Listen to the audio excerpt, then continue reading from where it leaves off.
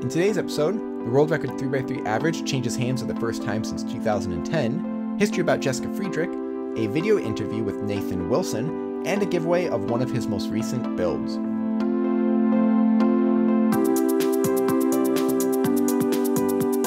Hey, Sean here from SpeedCubeReview.com for the SpeedCubeReview podcast. This is episode 3. Thank you everyone for listening in. I hope you guys had a wonderful couple of weeks. Yes, the interview is going to be a video. Now, if you listen to this on iTunes or another podcast, it's not going to be a video there. It's just going to be the audio, but you're not going to miss anything besides seeing our faces talking to each other. When I started the call with Nathan, he turned on his camera, and so I said, why not? I will too, and then decided I'm just going to put the video up in the YouTube video. Now, if you are listening to this on a podcast client that isn't iTunes, let me know how it's working. I had someone contact me that said that they're having trouble getting it to connect or work, and I want to see if it's a widespread issue and something that I need to look into or not. If you are listening to this on iTunes, please head over and leave a review. It really helps out the show. Now, the Cosmic Loop giveaway is over. I've sent out emails and posted the names on Instagram and Facebook. I'm always going to post the names on Instagram and Facebook, or at least post that the winner has been contacted.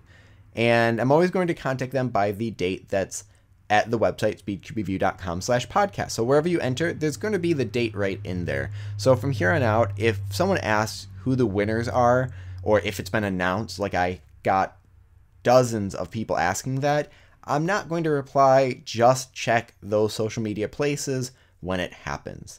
Now for this video, Nathan has generously donated a new build he did. I can't pronounce that first name, but an octahedron is going to be given away for this episode. So you can enter at speedcubereview.com/podcast. There'll be a question there to enter. So before we go any farther, world record. That is the big thing that happened just the other day, and it was by Max Park. He also got a 4x4 record last podcast I talked about, and now he has the 3x3 average of 6.39 seconds.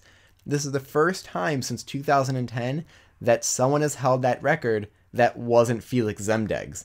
So it's been quite a long time that it's changed hands. Felix broke it a few times, so it's not that the same time stood since 2010, but nobody's beaten it since then. No one's beaten Felix's times. Max Park did. He got 6.39 seconds. Definitely worth it to check out that video. If you've been on social media, you have seen these things around. Now, there's other things that have happened, other records. There is an Asian world record of the Rubik's Cube average of 6.86 and a 4x4 average of 27.13 by Seong-Hoong Nam. I apologize that I butchered that name probably. Oh, that person also got a 4x4 single of 22.46. There are some other national records and things, but the big thing is that world record. He used a GAN Air Magnetic, and I believe it was the yellow springs he uses in that cube. So if you're really curious on what the cube is, that's what that is. Now let's talk about some new puzzles. There weren't too many things. The big thing that was shown is Shangshou has what they're calling the Elite Kilominx. So they had the Kilominx, which is like a 2x2 Megaminx. Then there was the Master Kilominx that was a 4x4. This is the Elite Kilominx, which is pretty much a 6x6 Megaminx. So it has 3 layers, but no center layer. Chi has been showing the Master Morphix. I already did an unboxing of this, so it's not brand new, but it's finally going to be hitting stores soon. This is like the first Master Morphix that's being mass produced that has some at least small flooring holes, so it can help with limiting catching at least a little bit. One thing I was curious about is Z-Cubes. I actually don't know too much about Z-Cubes, but it's really confusing. I felt like they just mainly did stickers, but randomly they have their own puzzles, and I don't know if it's their own designs or if it's a repackage, because they repackage a lot of the other ones. They've been showing a lot of photos of restickered puzzles, so there was a restickered Axis Cube and also the restickered Ivy Cube from Chi. So they have some of those that are coming out. I don't know if they're going to be in stores. You have to buy them from different places, but that's what Z-Cube has been posting a lot about. Since the first episode, I've had a tab on the speedcubereview.com/podcast webpage to send in questions. I have not been saying those yet on here. I have a few that have come in, And I just realized I should probably have like some sound effect of when questions are, when other things are. If you guys know some good sound effects that might work, let me know. I've looked into that in the past, but couldn't find anything that seemed to flow because it's just me talking. But anyways, back to being focused on this. A few questions have been sent in, so I'm going to answer some of those now. Not all questions will make it live, but I do read every single thing that comes in. So the first one is from Cameron, who says, can you do a history of magnets in cubes? Yes, I've planned on doing that since the beginning, but I didn't want to make that right away. I wanted some time and talk about some other things first. So a quick history, magnets have been around for quite some time in cubes. People have been doing it for a while. It's not something Chris Tran or the Cubicle started. They have just popularized it, but that'll be for a different day. Yeah, I've definitely planned on that. We have another question from, I believe it's Moxie. This is kind of a long one. And it says, are there any good mini 3x3 cubes? What I want is something small but usable. I can just stick in my pocket and forget it's there. But have it on hand if I have some time to kill, to practice, learn different algorithms. I often carry a full-size cube, but now with the weather warming up, I will be wearing a full suit with a jacket less often. I'll have fewer available pockets and hence need for a mini puzzle. I've bought a few to try, but they all seem terrible. They either won't turn consistently or just explode, and flinging pieces all over the place. I'm not bothered about it being super fast, just usable. Thanks. Okay, there's some mini puzzles. The most popular one people say is the mini Zanchi. The 42mm is actually quite nice. But recently there was a new puzzle from Cyclone Boys. It's the mini, I believe it's Fei Ting, and it's 40mm, so it's about 2mm smaller than the Zanchi, but it's quite a bit more stable, so it's harder to pop. And it actually is, I feel like it performs a little bit faster, corner cuts a little bit more. If I was going somewhere and it's between those two, I would definitely be grabbing the Cyclone Boys one instead. If you want something even smaller than that, then there is the Yushin keychain. I bought 2 of those and replaced one corner so it wouldn't have the hole in the pieces. But that one's even smaller. I don't know the exact size. It's something like maybe 36 or 32mm. As far as bigger than that, after you get past the 42mm Zanchi, there's like a 50mm Zanchi, and it just gets actually larger from there. So there's not too many good ones that are around that size besides those 2. So I guess the Cyclone Boys one would be what I would recommend for that.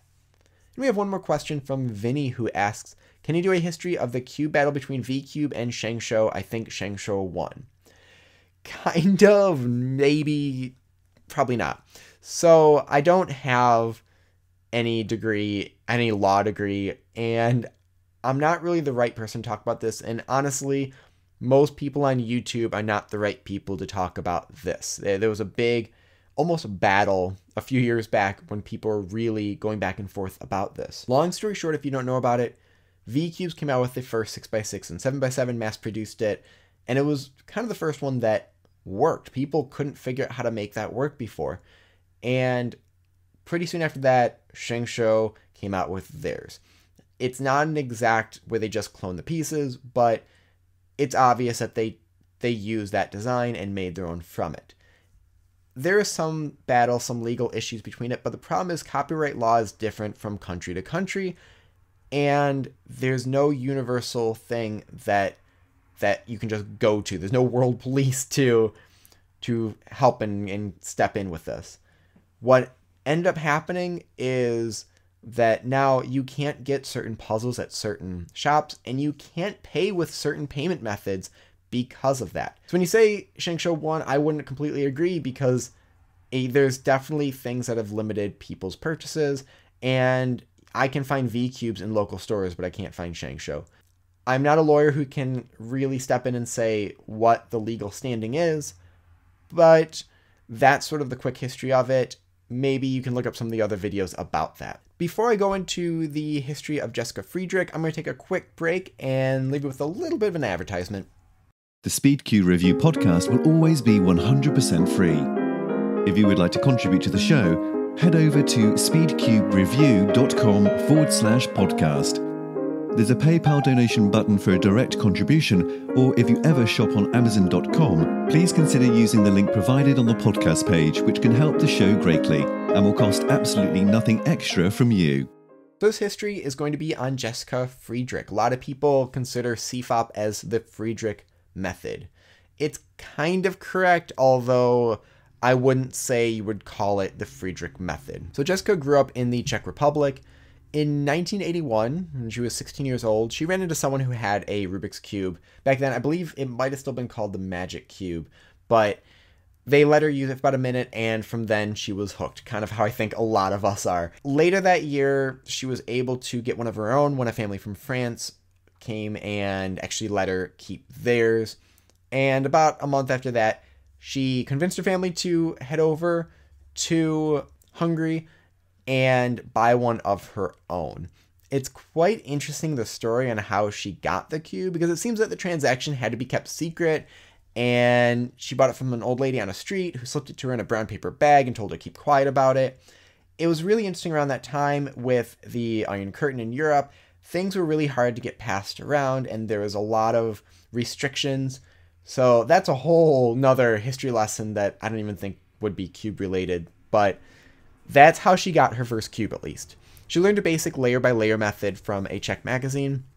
By the end of the year, she was already averaging about 35 seconds and started working on her own set of algorithms to orient all the pieces in one algorithm and permute them all in one. A lot of the things that were out there as far as how to solve it always did edges and then corners orienting. So it was like a 2-look OLL and 2-look PLL. Now we call 1-look OLL, 1-look PLL, which is what she was kind of working on. By May of 1982, around 1 year since she obtained the Magic Cube, she took first place at Nationals with a personal best of 18 seconds. That's when she became much more well-known, and many people started writing her asking her about her system. She published her system in a magazine, I hope I'm pronouncing this correctly, Milady Svit, which translates to Young World. I was quite confused reading about her algorithms because she said it was only 53 and not 78, which I have always thought of and referred to as how many you need for the last layer. Looking at them, you can still see on her website, which was designed in the late 90s, so it's a little old looking, but she considers mirrors and some inverses to only count as one algorithm. So like G permutation is just one algorithm and not 4 of them. Many people will refer to CFOP as Friedrich method, although she did a lot to help it. She's not the sole creator. She did document and popularize the method and was a huge inspiration to many people around the world. I guess if you go to her site and use specifically her algorithms, you could call it the Friedrich method. Now on to the interview. Like I said, if you are on YouTube, this is going to be a video in just a second. And after this, I'll wrap up the show and you can head over and answer the question. Hey, so I'm here with Nathan Wilson. He is a YouTuber, does mods, builds, and all around awesome guy. So Nathan, thank you for being here. Hey, what's going on? No problem. Thank you for having me. Thank you. So I've got a bunch of questions. Some of them serious questions about build stuff, some of them just silly. Before we go into that with cubing questions, though, because this is probably the furthest call I've made. Because you're in Australia, I am on... That is correct. Yeah, I'm on the Midwest, eastern side. It's weird to say Midwest in the U.S. to people but I'm like the eastern side of the U.S., so it's a long call. And... It's fair to say that it took a little while for us to get the time zones correct for this actual call to be made. Yeah, we had a lot of guessing of, okay, it's here at this time, what is it there now? And it is so hard to find a simple calculator for time differences. Yeah, and I found out, so I think I'm Eastern Standard Time, but I looked it up, and there's like another Eastern, I think it was like EDT. Well, I'm Australian Eastern Standard Time. That's the problem. Okay, yeah. So you're American Eastern Standard Time. I'm Australian Eastern Standard Time. Yeah, so we got it working out, though. But I had a question, because I've never really talked to anyone this far on the other side of the world. And I'm curious on anything, because now that, I'm meeting so many people or talking to a lot of people from around the world, and now you probably are, different things or mannerisms that are different that you find humorous. Like on a side note, so I was just talking to Casey Weaver. He's got a couple of questions, and he says howdy. Yes. So he says howdy to you. So I was saying howdy. I have never said the word howdy outside of a comedic text, in a comedic way.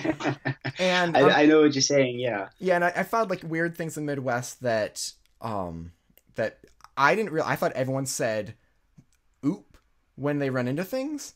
Like O-O-P. Well, I actually say that. Okay, so maybe it's sometimes an Eastern time I zone say thing. That, yes. Well, maybe it is.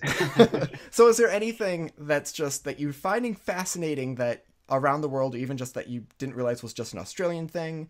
That's just Well, there are many different mannerisms that I suppose come from a lot of different places. You know, Australia is basically just a conglomerate of different cultures when you really think about it. I mean, I grew up in a fairly Italian area, and not far from that was a fairly Irish area. Mhm.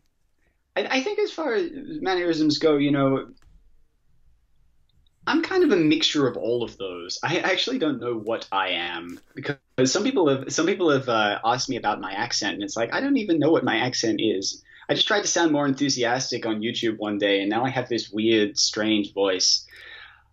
We do say mate a lot. That's a a friendly thing. Although something that is probably lesser known is that we do swear at each other a lot, and it is not in any insolence. It's just you're closer to someone, so you feel more comfortable to Mhm. call them a word I can't say.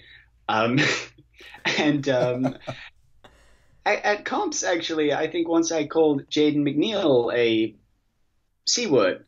Okay. It's just, hey, how you doing? And yeah, that's something that we do. And I suppose because of course I've never actually traveled outside of Australia, so I'm fairly limited with what experience I've had with other people. But I understand that just in the swearing aspect, it's a lot less common the rest of the world around. I do believe that's a fairly Australian and perhaps UK thing as well. Yeah, maybe if we get more like downtown, it's just Down. well, okay. Well, I'm down under. I'm as downtown as you can get, buddy. Is it winter where you guys are right now? It's currently autumn. We have a strange thing with the seasons that I wasn't aware of until Google Doodles got it wrong. You know, when the Google homepage changes the Google to be a picture of something. Mm-hmm. That's Google Doodle. Our seasons actually start at the beginning of the month. So summer starts at the very beginning of December. And then January, February, that is summer. And then autumn, yes, I'm correct, it's autumn. January, February, March. Autumn starts at the beginning of March. I understand it's the 21st for you that it starts? I have whenever the Google Doodle tells me so is when I know that's Well, the it's next wrong season. for me, though. That's the problem, because it gets the season right. It says that it's autumn or it's winter or whenever, but it gets the day wrong. And the problem is that you can't actually complain to Google Doodle, because it's like messaging YouTube. It takes 4 days. Yeah, I have no idea when season start. Like, I think when spring officially started, someone told me, and I had no idea it happened. Actually, I think it snowed here when spring started. So Well, that the was problem is fun. it's not like a switch. So it's like, oh, spring started? I didn't realize, Yeah. because it's just gradually different to the next day. Yeah. Well, okay, let's get into some cube questions. We can talk forever about All right, that. let's get started. So I guess just right off the bat, how did you get into cubing? Like, I'm assuming you learned to solve a cube before you started modifying a cube. That's the default answer is I solved the cube one day. And I think we have Dan Brown's tutorial to thank for like the majority of modern speed cubing. I think everyone learned off that one tutorial. I was at my sister's friend's house. This is way back. I think How far back? Oh, I think I was 13, 14. And I'm 21 now, by the way. And of course, being my sister's friend's house, I had nothing to do, and they had a Rubik's Cube there. And I thought, well, I have to occupy myself somehow. And so I tried to solve it. And I got the first face done, which, of course, as many of you know, is nowhere. I got the first layer done. I kind of figured, okay, it's a piece thing.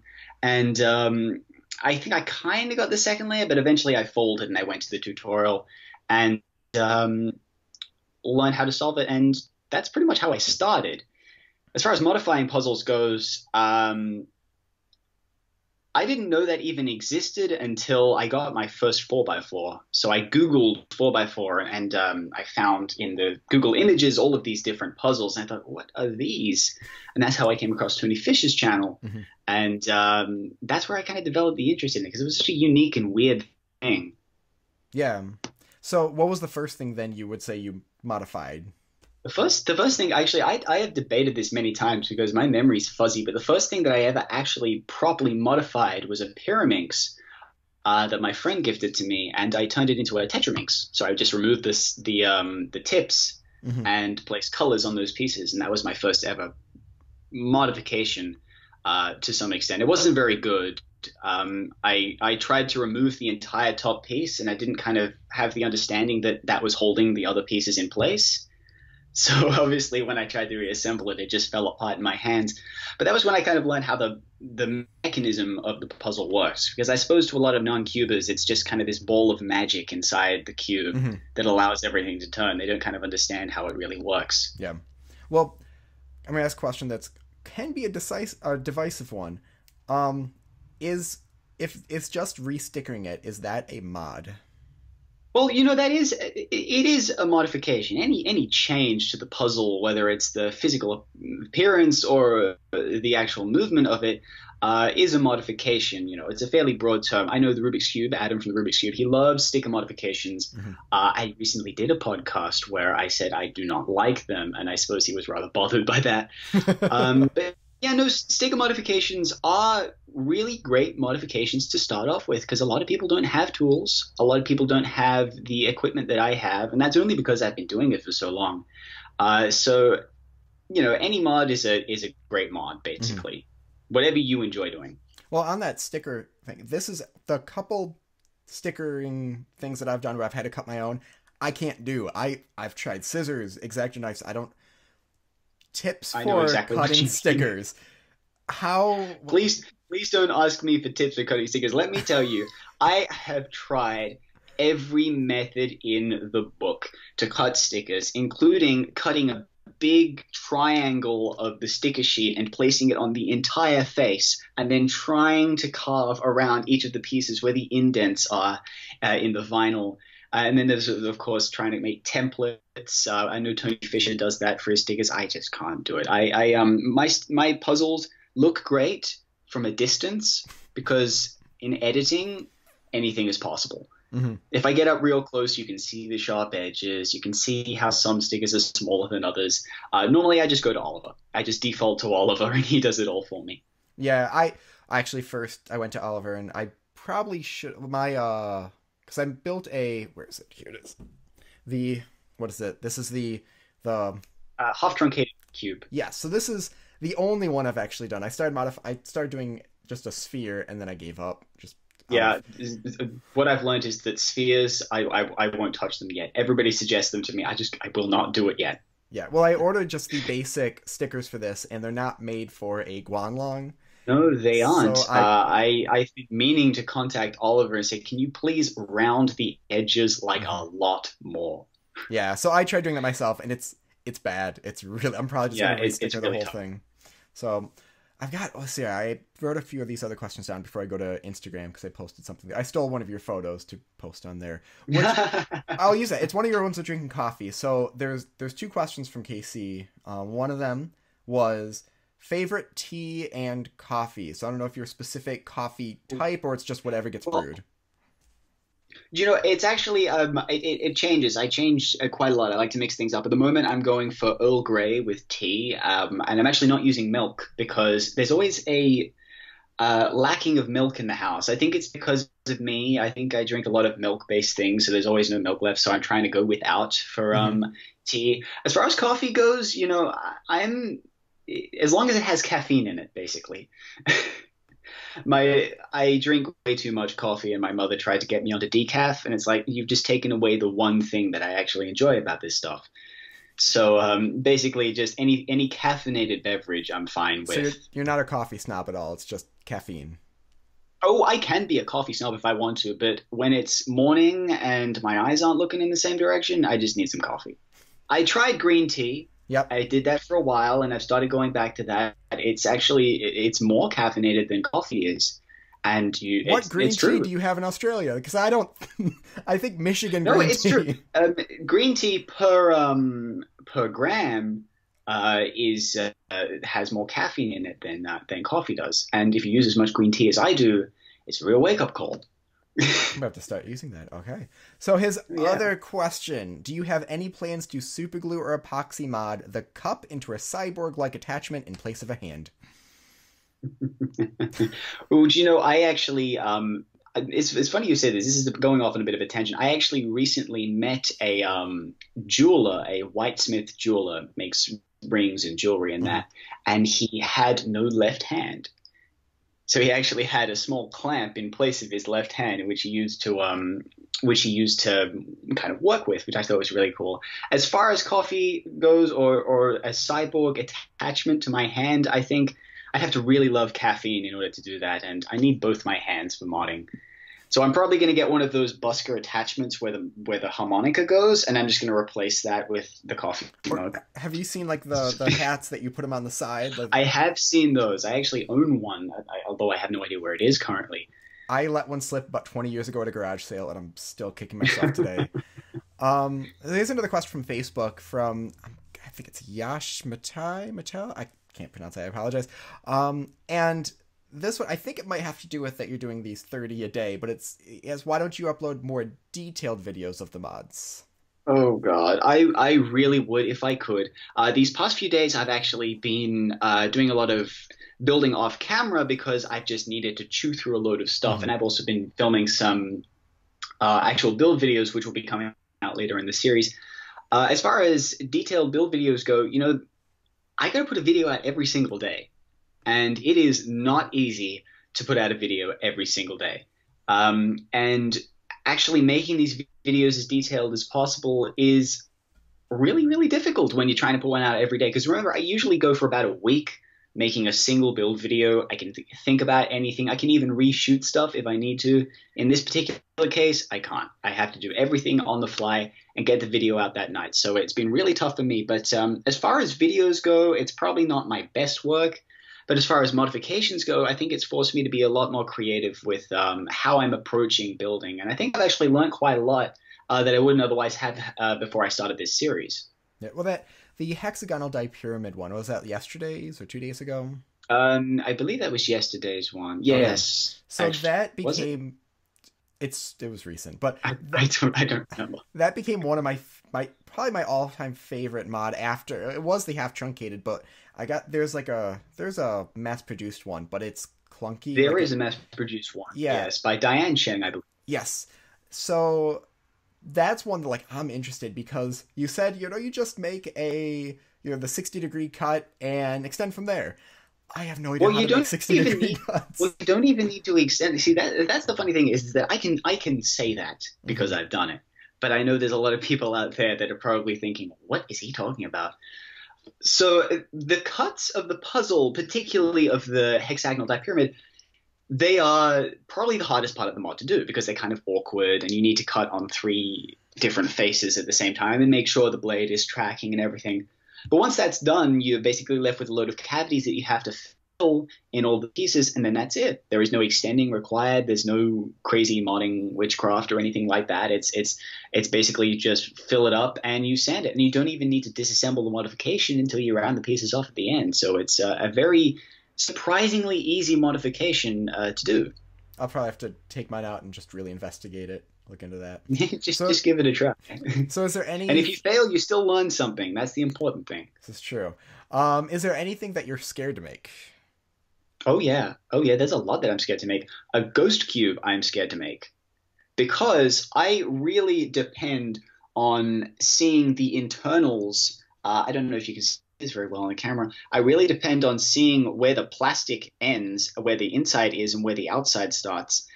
Because I can use that to guide how big or small the pieces need to be so I can get them all uniform. With a ghost cube, every single piece is a different shape. So I either have to develop a new method on how I structure my pieces, or I'm just going to have to tackle it one day and see where it goes. Okay, I remember. Because the ghost cube is a very specific axis. It's not just like any particular axis. It's a very specific shape. And I want to make that one because I like how that one looks. All right. Yeah, I remember, I don't know how long ago it was, but I asked about what was it? It was the That's about a Master Morph. Yes, and then you finally made one. I finally did. I was terrified to do it, and because when you said Master Morphics, I immediately looked up at my pillow Master Morphics. I thought, I can't do that. But I have a kind of hatred for pillowing. I don't like pillowing because it's like difficult to do, and I like flat faces. I like everything to be kind of angular. I just kind of like it that way. So I decided to approach it with flat faces, and it worked. It's about the size of a Pyraminx. I was expecting it to be a lot larger, but it did work, and it's now probably one of my most favorite puzzles because it's a triumph to me. Yeah, well, that was going to be my next thing, because a lot of people asked, what is your favorite?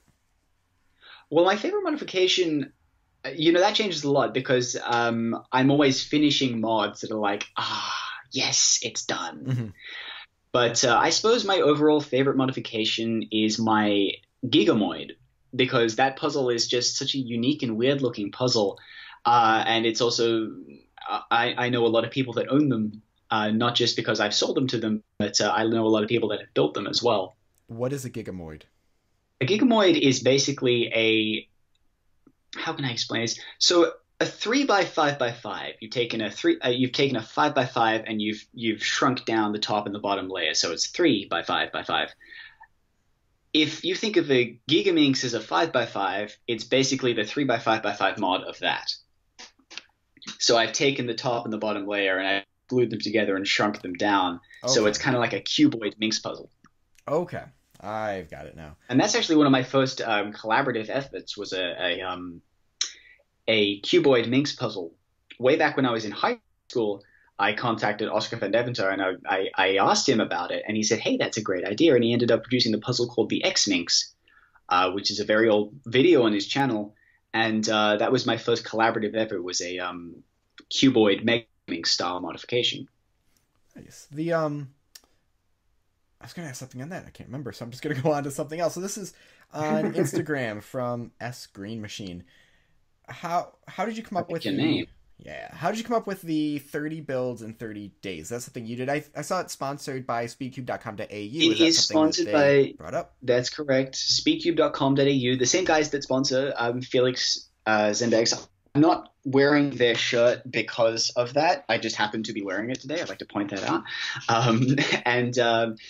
Yeah, I actually met them at my first comp I ever went to, and they knew who I was, and that was all really cool in that. And I got talking to them, and I'll get back to why I'm doing the series in a second, but I basically said, hey, I'd like to support you guys, and would you be interested in sending me a load of puzzles to mod? I only needed a load of cheese sales.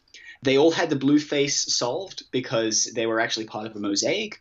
I know a lot of people have asked me that, and I came into 40 chi sales, which were going to support me throughout the series.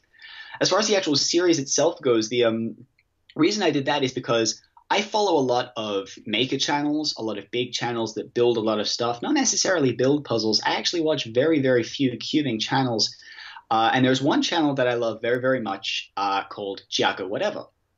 Now, I actually discovered this channel way back when he had about 40,000 subscribers. I had 20,000, and I actually gave him a shout-out on Instagram. And he's very thankful for that, and we started kind of talking a little bit. I don't know him very well, but I do know of him. And his channel kind of started from this 30-day, 30-build series where he just made 30 videos. Mm-hmm. And it was a video every single day, and they were new and unique and fun. And that's how I discovered his channel, and a lot of his subscribers discovered his channel. And I just thought that was a great idea of a series that I could do. Not so much to gain subscribers, but just because I really felt like challenging myself to see how many mods I could do in 30 days. Do you have these pre-planned? Because it seems like some of the videos you're just showing up like, I figure something out now. I had pre-planned up to video 15, and now I've got no idea what I'm doing. Good luck on all The important thing is a video comes out at the end of the day. That's the important thing. And I won't talk about which videos I would never have seen the light of day if this series wasn't going. Yeah. So I have a couple more because already I always these things go by so fast. Now this I'm actually a little bit confused on. So it's I think LJE cubing. That's also on Instagram. What are your tactics for curing so deep into a cube? Take the 2x2x7 for example. What do they mean by curing into a cube? Do you know what that means? It's possibly a typo of modding or cutting, I suppose. Cutting into a cube, actually. That's probably it. So the deal with cutting into puzzles is I used to cut really, really deep because I was afraid of extensions. It's part of me learning how to modify puzzles. I never used to want to extend because I was always so terrible at it. And the deeper you cut into a puzzle, it will still work, but it gets unstable because the actual mechanism isn't meant to be modified like that. So there's a lot of tolerance inside the puzzle that is really dependent on the outer cubies in order to kind of keep everything in place. So cutting that far into a puzzle, particularly a 2x2, is kind of tough because the 2x2 has a 3x3 inside it, and when you cut the stalk off the cubie on the 2x2, all of the exterior part of the 2x2 corner just kind of falls away. So it's really dependent on hooking underneath those pieces, and it's like a total nightmare. I have tried to make a 2x2 barrel just by cutting into it, and I failed twice so far. I can make an 11x11 barrel, but I can't make a 2x2 barrel. So, that's Someone asked the if you're going to make a 17x17 barrel. Oh, I want to mod it, but I don't know if I will. See, the thing is that in a perfect world, if my first name was Shake and I had lots of money, I would buy it and modify it. But it's like I don't even know how expensive it's going to be, but it's going to be expensive. Yeah. They're going to have to rake that price up so high just to make that puzzle feasible to mass produce. And I will get one, but I don't know if I'm going to mod it. I think I still want to modify a 13x13, and that's already out of my price range. Yeah. Actually, I should say that was Adam Sherlock said about the 17x17 barrel. I probably shouldn't just glance over that one. Now, before I ask a final question, you have agreed to give something away. So I have agreed to give something away. That's correct. Yes, I'm going to put a question in the website like I have for all the other ones, so you can answer that there. But what is it that you're giving away? I'm going to be giving away this 3x3 octahedron that I'm working on currently. It's a puzzle that I've wanted to make for a long time, and I just recently got around to actually trying to build it. It's been a kind of roller coaster ride. It was supposed to come out yesterday, but some pieces had to go in for extra modding. And once I stick that up, I'm going to have the video out tonight relative to our time of recording this, and I'm going to be giving this puzzle away on my channel or here in the podcast or however this is going to work, because I haven't thought about this in advance. How do you want to do this? Okay, so what I've been doing with my long history of podcasting.